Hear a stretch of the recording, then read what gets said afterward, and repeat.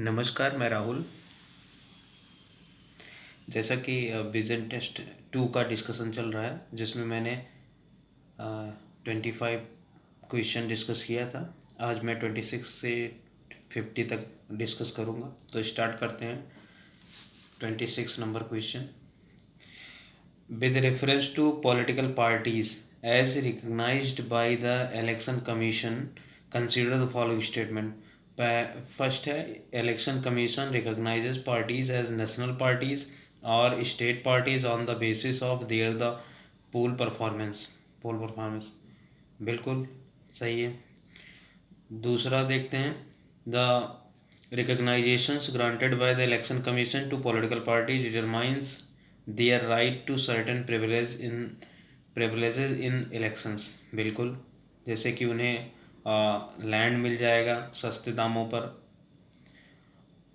In state for the political state political parties in the state capital and the national political party for in the national capital region.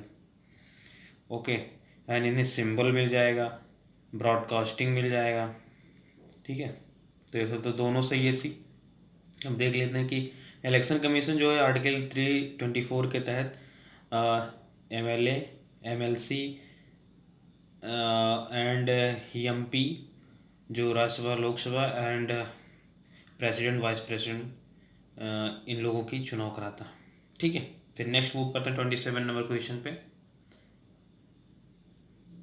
The prime minister of India is the chairman of the, वो नीति आयोग के chairman तो होते ही हैं। ठीक है, और inter state council के भी चेयरमैन होते हैं। ये इंटर स्टेट काउंसिल एक कॉन्स्टिट्यूशनल बॉडी है आर्टिकल 263 के तहत। ठीक है, और ये नेशनल इंटीग्रेशन काउंसिल भी ये एक्स्ट्रा कॉन्स्टिट्यूशनल बॉडी है, मतलब कि एग्जीक्यूटिव के ऑर्डर से इस्टेब्लिश किया गया है, और नीति आयोग दोनों। ठीक है, और एक और है NWRC, नेशनल रिवर करके है ये, उसके भी चेयरमैन प्राइम मिनिस्टर होते हैं। ठीक है, जो नेशनल इंटीग्रेशन काउंसिल है ये नेशनल इंटीग्रेशन के लिए काम करती है। बस, तो ये जान लो, ऑप्शन डी इसका सही है। फिर चलते हैं 28 नंबर क्वेश्चन पे।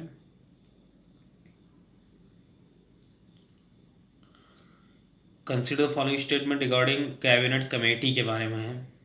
दे are the extra constitutional body. Yes, इनका कॉन्स्टिट्यूशन में कहीं भी उल्लेख नहीं है। दूसरा, all cabinet committee are headed by the prime minister. नहीं, इस समय 8 कैबिनेट कमेटी है, जिसमें 6 को प्राइम मिनिस्टर हेड कर रहे हैं, और एक है पार्लियामेंट्री, उसको हेड कर रहे हैं होम मिनिस्टर, और एक और है अपॉइंटमेंट कमेटी, उसको शायद फाइनेंस मिनिस्टर हेड कर रहे हैं। ठीक है, तो इसका ये सही है। चलते इसमें ओके, इसमें 3 से 8 मेंबर्स हो सकते हैं जो कैबिनेट रैंक के होंगे। ठीक है, नेक्स्ट मूव करते हैं। इसमें 28 में बता दूं कि जो कैबिनेट मिनिस्टर होते हैं उसके अलावा अदर भी बाहरी लोग भी इसमें सदस्य हो सकते हैं। ठीक है, वैसे कैबिनेट मिनिस्टर ही होते हैं, लेकिन अदर कोई भी हो सकता है मेंबर बनाए जिसको। फिर 29 पे चलते हैं। In the context of global economy, society for world wide international financial telecommunication SWIFT, जो न्यूज़ में बना रहता है, उसी बारे में refers to is of the following statement is correct. तो यह it operates as an the middle man to verify the information of the transactions by the providing secure financial messaging services. हाँ बिल्कुल, ये कोई ट्रांजेक्शन नहीं करता, बस उसके बारे में मैसेज प्रोवाइड कराता है ट्रांजेक्शन का।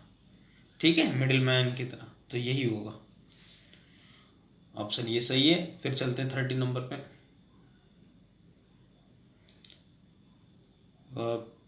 वो बेसिकली वो रसिया के ऊपर सैंक्शन लगा था यूक्रेन इशू पे, इसलिए वो न्यूज़ था स्विफ्ट। 30 पे चलते, consider the following statement regarding the first past the post system of the elections in India. तो इसे प्लुरलिटी सिस्टम भी कहते हैं। ये इंडिया और यूके में दोनों में चल रहा है। पहला ऑप्शन है in this system each constituency elect one representatives, बिल्कुल सही है। The winning candidate is in this the system must secure more than the 50, नहीं भाई, नॉट मोर देन 50%। जितना सबसे एक कॉन्स्टिट्यूएंसी में जिस कैंडिडेट को सबसे ज़्यादा वोट मिलेंगे वही जीतेगा, चाहे वो 25% ही हो चाहे 10% ही हो। वही 100 कैंडिडेट खड़े हुए, किसी को 10% मिल गए और उसका सबसे ज़्यादा है तो उसी को जीत घोषित किया जाएगा, according to first past the post system of elections in India. Then move next 31 number question पे। Consider the following statement about the electoral bond schemes. इसमें all political parties are eligible to receive the funding through electoral bonds, नहीं भाई, registered political party होंगी जो RPA 1951 के तहत होंगी, ठीक है। उन्हें जनरल इलेक्शंस, चाहे वो पार्लियामेंट का हो चाहे लेजिस्लेटिव असेंबली का हो, उन्हें कम से कम 1% वोट मिलना चाहिए।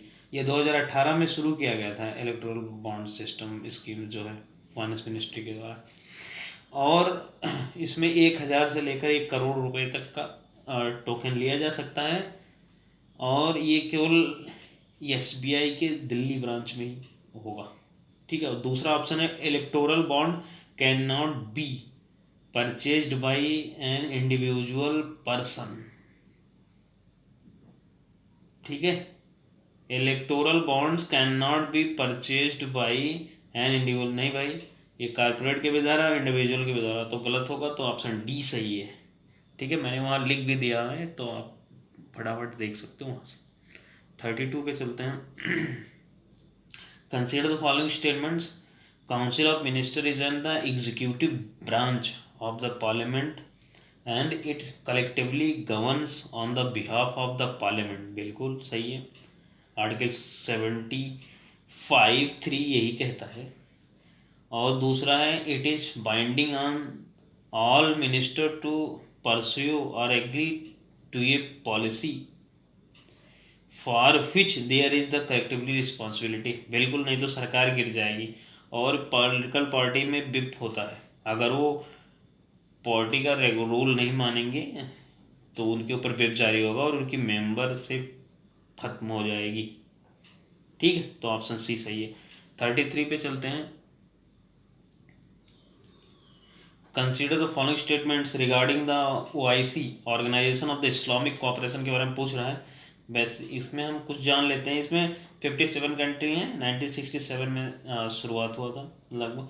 इसमें 4 कंटिनेंट के कंट्रीज हैं, इसमें Asia, Africa, Europe, south America. Europe में तो टर्की है, ठीक है। इंडिया इसका मेंबर नहीं है। अब इसमें देख, लेकिन 2019 में गेस्ट ऑफ ऑनर के तौर पे फॉरेन मिनिस्टर श्रीमती सुषमा स्वराज जी को इनवाइट किया गया था। फिर पहला ऑप्शन है it's membership is spread over the 4 continent, S सही है। Recently India was granted the status of an observer members, नहीं भाई, तो ऑप्शन इसका ये सही है। अब फिर चलते 34 पे। 34 क्या कह रहा है, with reference to the inter state council पूछ रहा है भाई, which of the following statement is correct, it was establish on the recommendation of the Punchhi commissions, नहीं भाई, ये सरकारिया कमेटी 1990 में के द्वारा हुआ था। Basically inter state council constitutional body है, ठीक है। उसके बारे में कुछ और जान लेते हैं।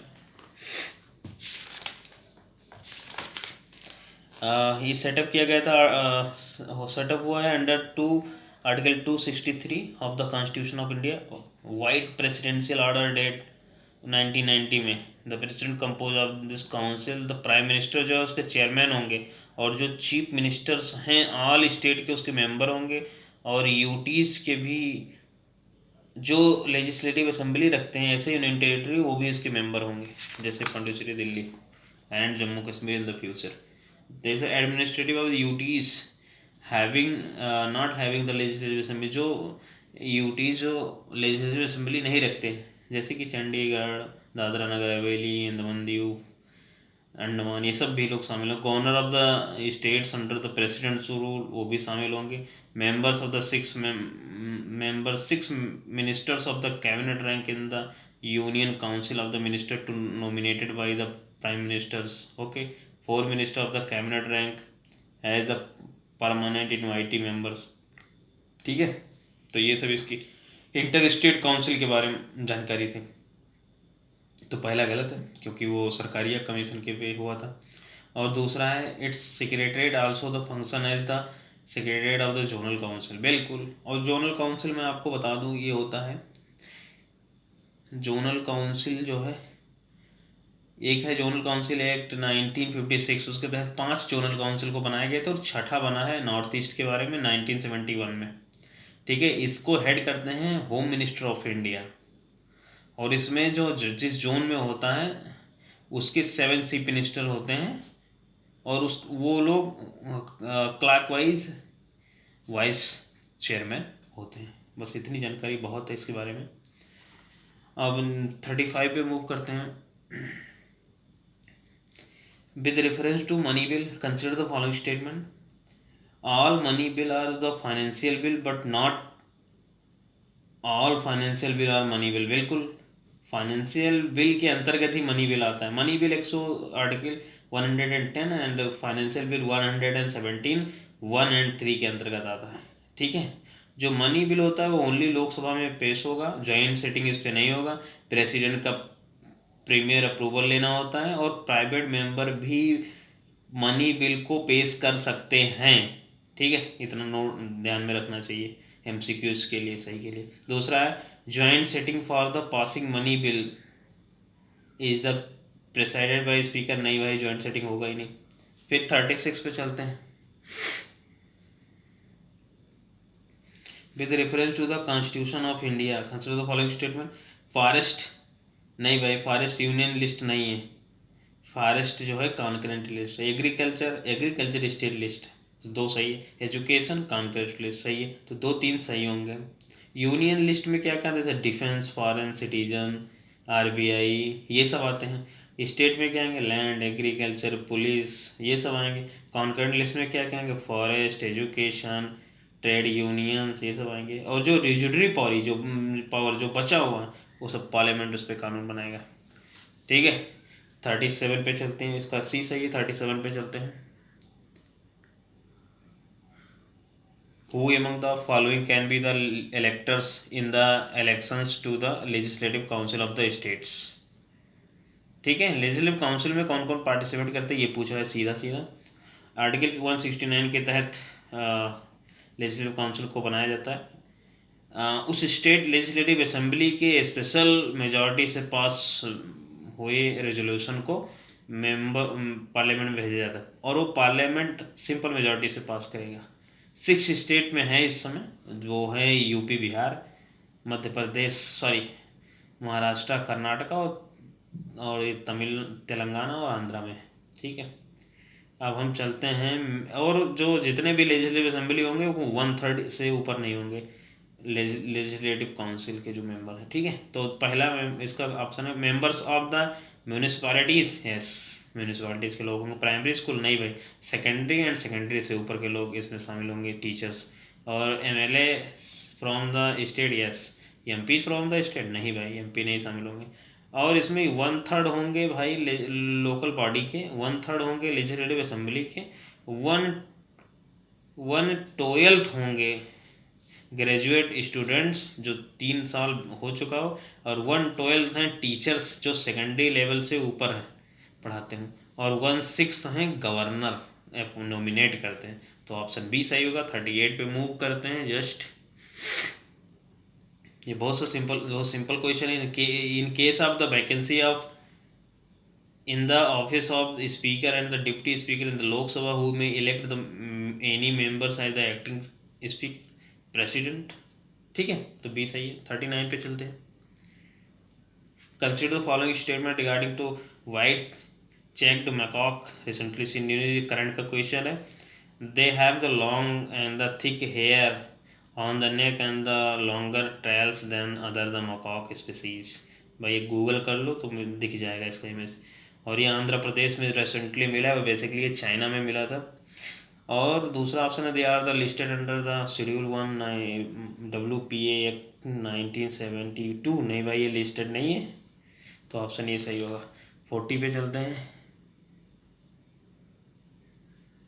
Consider the following statement with reference to the various state level electoral officers. ठीक है, chief electoral officer at the state level is appointed by the governor. नहीं भाई, इलेक्शन कमीशन ऑफ इंडिया के द्वारा नियुक्त हो किया जाएगा इसको, जो कि chief election commission state government से कंसल्ट करके अपॉइंट करेंगे। ठीक है। दूसरा है returning officer at the district level is the nominated by the district magistrate of the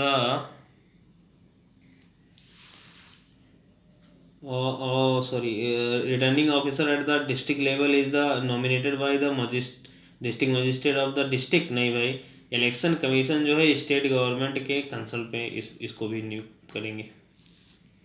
ठीक है। और वहाँ के जो चीफ इलेक्शन कमीशन ऑफिसर्स होंगे उसके सहयोग से। तो फिर चलते हैं 41 पे। इसका सी नाट पूछा तो सी होगा, बोथ इन 1 और 2 दोनों नहीं सही है। फिर चलते हैं with reference to the 41 with reference to the municipal corporations और consider the following statements. They are the establish in the states by act of the concern state legislative. ठीक है। म्यूनिसिपल कॉर्पोरेशन के पर्पज बड़े शहरों में होता है, जैसे दिल्ली, मुंबई, बेंगलुरु, चेन्नई, कोलकाता, ईडी से शहरों में ये बिल्कुल स्टेट लेजिस्लेटिव के तहत ही होगा। और the mayor is the chief executive authority of the corporation. नहीं, म्यूनिसिपल कमिश्नर होते हैं, तो ये सही है इसका। फिर 42 पे चलते हैं।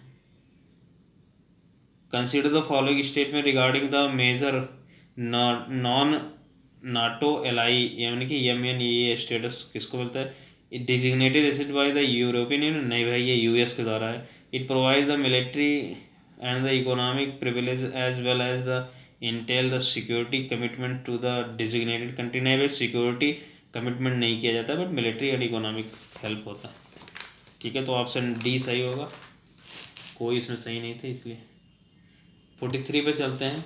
With reference to the private member bill consider the following statements. It is a introduce by any member of the parliament who is not a minister. बिल्कुल सही है।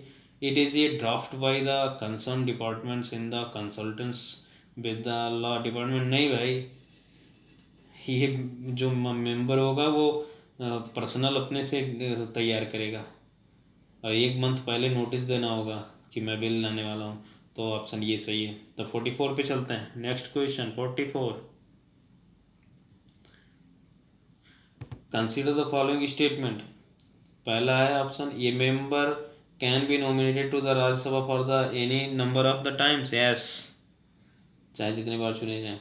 दूसरा, the normal terms of the Rajya Sabha is the 6 year at a time. नहीं भाई, ये permanent body है, 6 year जैसा कोई भी नहीं, एक मेंबर के लिए 6 ईयर होता है, और पूरे राज्यसभा असेंबली के लिए नहीं होता, परमानेंट बॉडी। तो ऑप्शन ये सही है।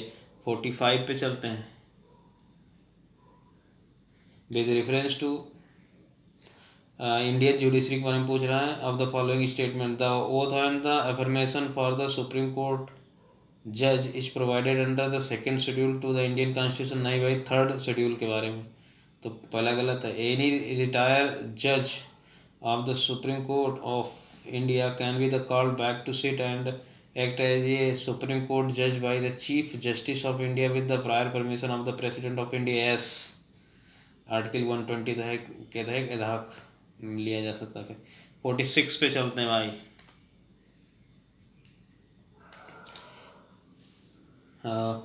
Mr. XYZ want to become a Supreme Court judge. What is the minimum age qualification so that he became the Supreme Court judge? भाई कोई भी नहीं है कि मिनिमम एज होना चाहिए, इतना मैक्सिमम है 65 ईयर्स। लेकिन इसके लिए वो से सिटीजन ऑफ इंडिया होना चाहिए, और हाई कोर्ट में वो 5 साल जज रहा हो। ठीक है। और हाई कोर्ट में 10 साल एज ए एडवोकेट कार्य किया हो। चलते हैं 47 नंबर पे, तो इसका डी होगा। 47 पे चलते हैं। एक करंट का एक स्कीम बारे में पूछ रहा है, स्माइल स्कीम। बेसिकली ये smile scheme for the rehabilitation of the marginalised individual like the transgender people, CTC के लिए। दूसरा, it provide the housing facilities and the skill development, yes, PM Daksh के तहत, और गरिमा गृह बनाया जाता है। ठीक है।